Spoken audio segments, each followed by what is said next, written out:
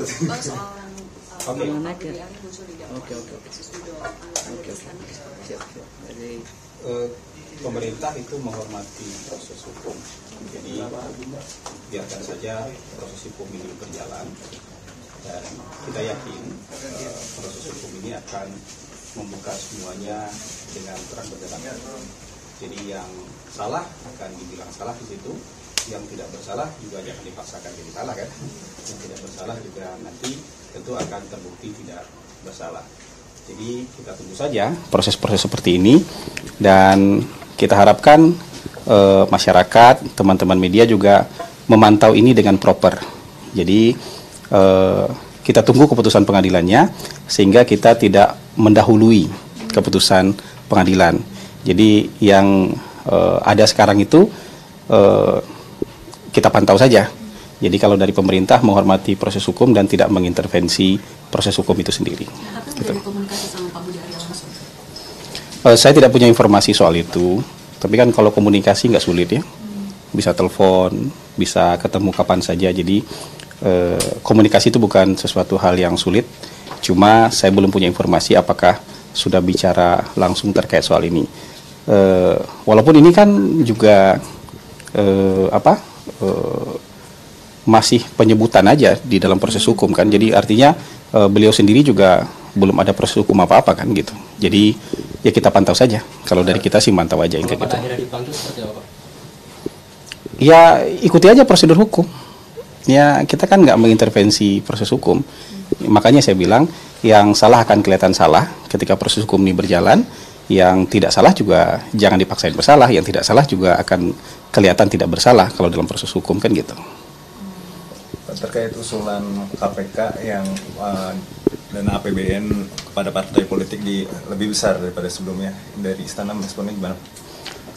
Itu untuk apa? Untuk dana parpol. Tujuannya untuk apa? Dari APBN biar nggak ada korupsi. Menekan. Oh, ya, yang jelas presiden kan presiden itu kan punya agenda yang sangat serius untuk memberantas korupsi. Dan ini juga bagian dari asta-cita ini, memberantas korupsi.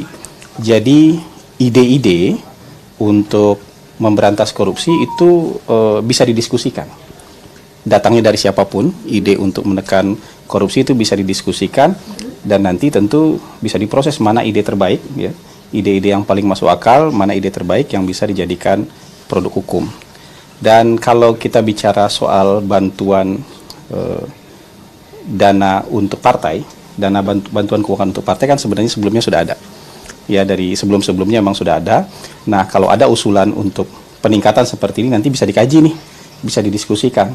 Kalau tujuannya untuk memberantas korupsi karena biaya politik mahal, ada banyak ide yang bisa didiskusikan, termasuk juga memperbaiki sistem politik kan. Karena katanya kan biaya mahal karena sistem politiknya seperti ini. Jadi ada juga nanti akan muncul ide-ide untuk memperbaiki sistem politik supaya biayanya tidak mahal lagi misalnya, kayak gitu. Jadi memberantas korupsi itu bisa banyak pintu masuknya.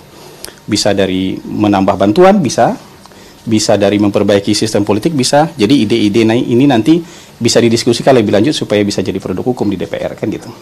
Wacana ini bisa mengganggu postur APBN nggak sih, Pak? Yang mana? Tentu kan semua dikaji, bantuan-bantuan program kerja ya semua kan harus dihitung, ketersediaan dananya, kemampuan keuangan negara pasti dihitung semua. Tapi yang pada prinsipnya bahwa ide untuk memperbaiki kehidupan berbangsa dan bernegara, termasuk juga untuk menekan korupsi itu kan bisa didiskusikan. Dan datangnya dari manapun itu kan bisa saja ditampung kemudian didialektikakan nanti, dan kita akan ketemu itu mana sistem terbaik dan paling masuk akal yang bisa kita jalankan gitu. Gitu. Besok soal ada demo besar-besaran ojol, ini mungkin dari Presiden apakah ada rencana untuk berkomunikasi dengan Kemenaker atau persiapannya gimana? Perusahaan? Kalau untuk berekspresi itu kan hak konstitusional warga negara.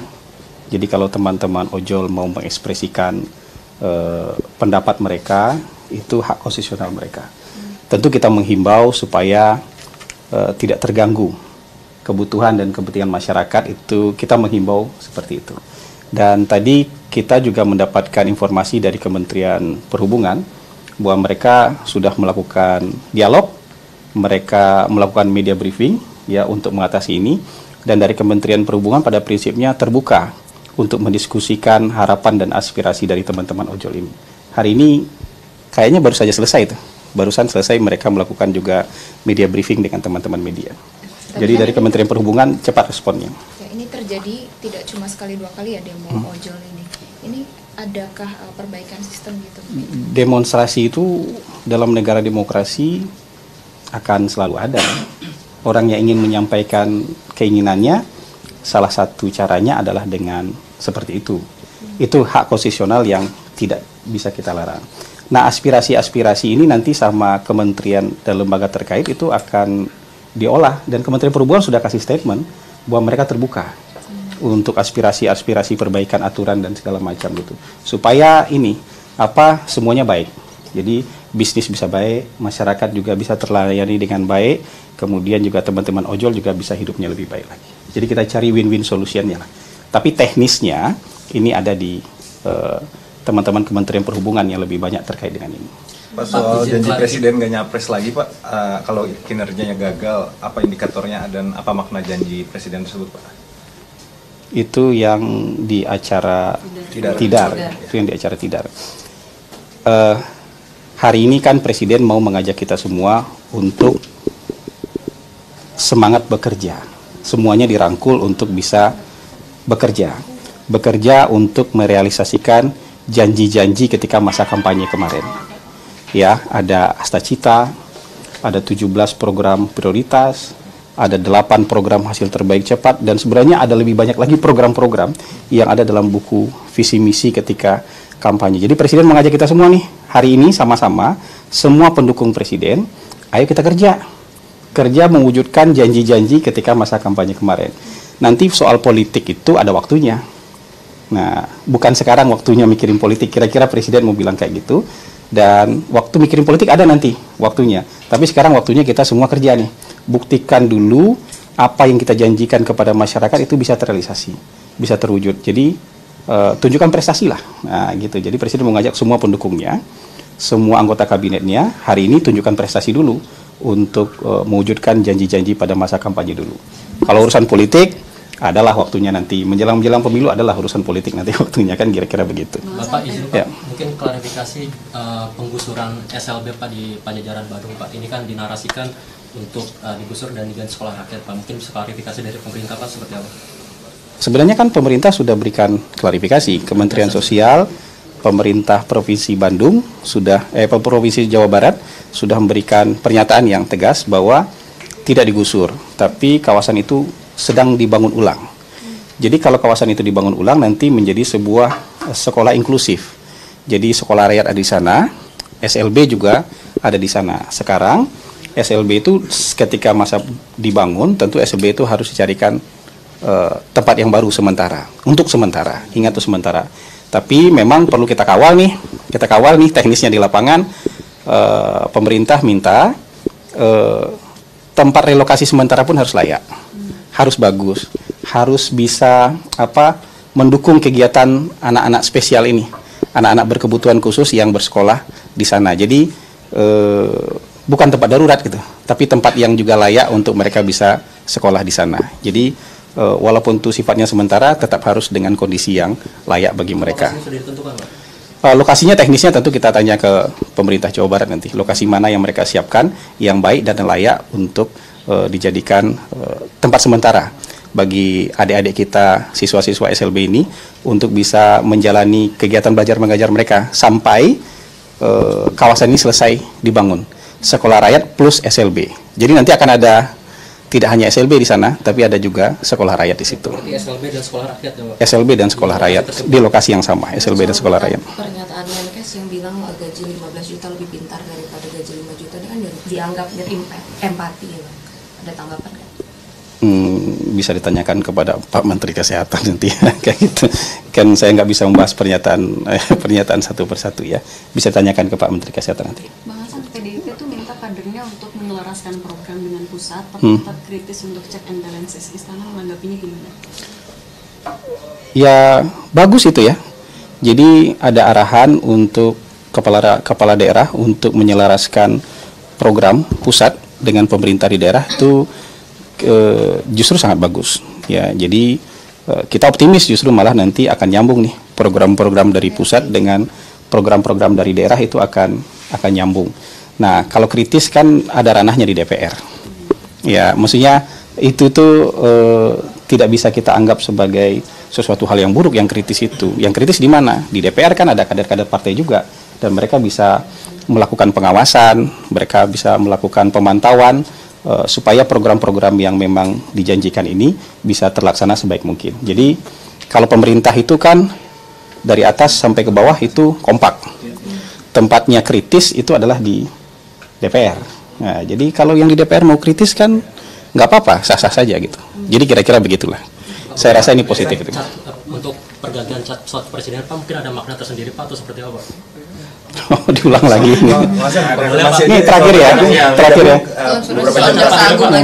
Jaksa Agung ada yang infoin katanya mau di reshuffle, itu benar? Saya belum bisa kasih pernyataan soal itu tuh. Nanti ini aja.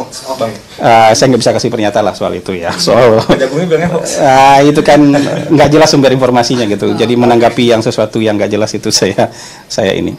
Tadi yang soal apa? Pesawat presiden. Diulang lagi. Ini pesawat yang rutin dipakai oleh Presiden Prabowo itu adalah pesawat pribadi beliau sebelumnya. Sampai hari ini itu yang beliau pakai, yang tulisan bawahnya itu PKGRD. Sementara kan sebelumnya sudah ada pesawat kepresidenan.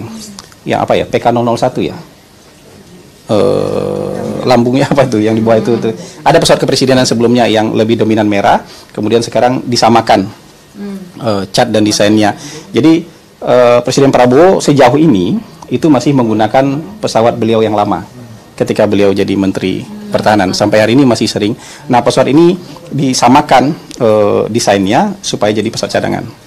Jadi kalau misalnya ini lagi maintenance, nanti lagi nggak bisa dipakai, pesawat dengan desain yang sama, jadi orang akan kenal bahwa ini adalah pesawat kepresiden Republik Indonesia. Jadi kira-kira kan sekarang dominannya putih ya, garisnya garis merah. Jadi sama nih, mirip desainnya. Jadi nanti supaya bisa digunakan sebagai cadangan gitu. Jadi supaya nggak beda-beda warna dia, tetap pesawat yang dikenal orang sebagai pesawat kepresidenan gitu. Kira-kira begitu. Oh, itu kan maintenance biasa aja ya. Kalau teknis gitu saya mungkin nggak terlalu tahu gitu. Cukup kira-kira teman-teman. Baik, terima kasih ya. Terima kasih banyak ya. Terima kasih. Ada minum? Ada Pak? Makan. Itu tadi pernyataan dari Kepala Kantor Komunikasi Kepresidenan Hasan Nasbi yang berbicara terkait dengan banyak isu terkini. Salah satunya terkait dengan munculnya nama Budi Ari di dakwaan kasus judi online. Dan seperti yang disebutkan oleh Kepala Kantor Komunikasi Kepresidenan Hasan Nasbi bahwa akan mengikuti proses hukum dan menunggu saja langkah selanjutnya. Dan saudara, Hasan Nasbi menanggapi soal nama Budi Ari muncul di dakwaan kasus judi online dan disebut dapat 50% komisi untuk mengamankan situs. Hasan Nasbi menyatakan pemerintah menghormati proses hukum yang berjalan dan meminta seluruh pihak menunggu putusan pengadilan.